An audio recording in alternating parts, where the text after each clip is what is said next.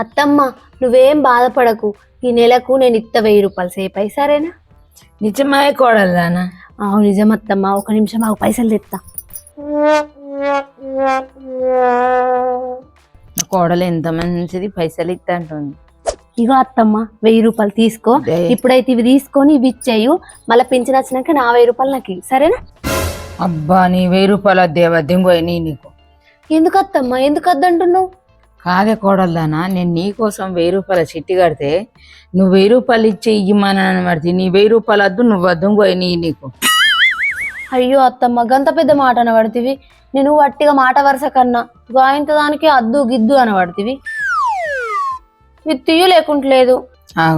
చూసినవా, నేను నీ కోసము సిట్టి కడితే ప్రేమ కొద్దీ ఇత్తియ్య లేకుంటే లేదన వాడితివి. ఏంటికే ఇట్లా? అత్తమ్మ సిట్టి నా కోసమే కట్టినవు, మరి ఇయ్యకు తీసుకో అని అంటున్నావా? ఇయ్య అనబడితివి. నాకున్నంత ప్రేమ నీకు లేదే కోడల్దానా. అయ్యో అత్తమ్మ గట్ల మాట్లాడబడితివి. నువ్వేం చేసినా మా కోసమే కదా. సరే తీసుకో, మళ్ళీ ఇయ్యగన్ని.